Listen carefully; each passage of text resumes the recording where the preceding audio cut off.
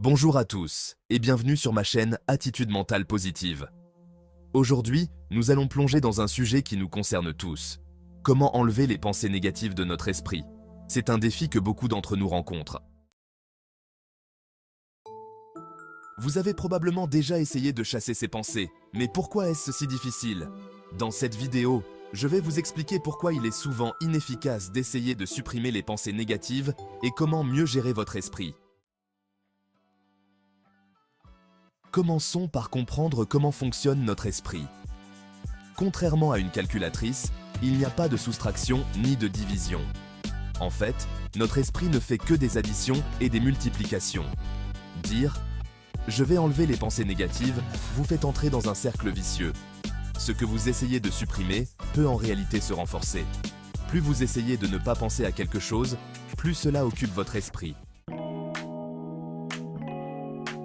Prenons un exemple concret. Imaginez que je vous demande de ne pas penser à un éléphant rose pendant les 10 prochaines secondes. C'est tout ce que vous pourrez penser, n'est-ce pas? C'est exactement ce qui se passe lorsque nous luttons contre nos pensées. Cela montre que notre esprit fonctionne à l'opposé de ce que nous souhaitons. C'est la nature de la pensée humaine. Tout ce que vous essayez de chasser a tendance à se multiplier. Alors, que faire pour sortir de cette impasse? Plutôt que de vouloir supprimer les pensées négatives, la clé réside dans le fait de se détacher d'elles. Fermez les yeux un moment et concentrez-vous sur votre respiration ou sur les sensations dans votre corps. En dirigeant votre attention vers votre état d'être, vous commencez à créer un espace entre vous et vos pensées.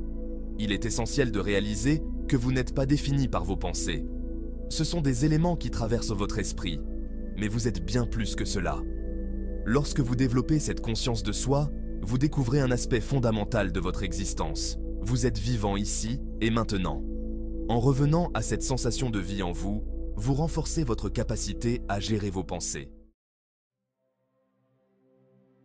La pratique de la pleine conscience est un excellent moyen de cultiver cette présence.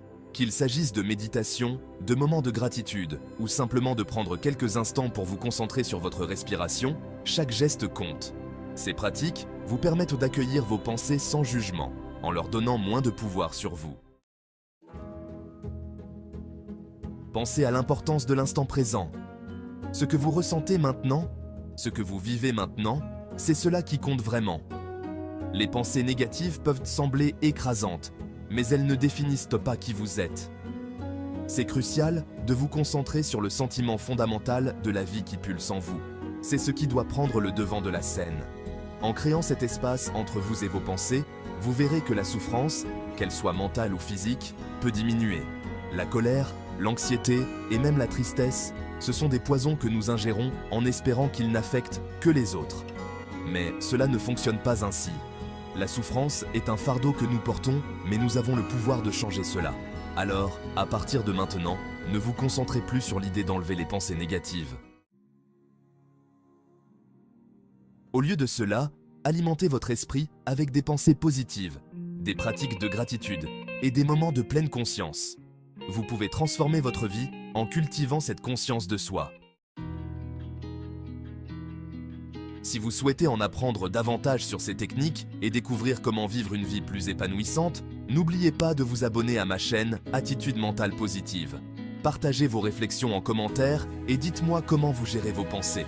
Merci d'avoir été là et à bientôt pour d'autres conseils sur l'attitude mentale positive.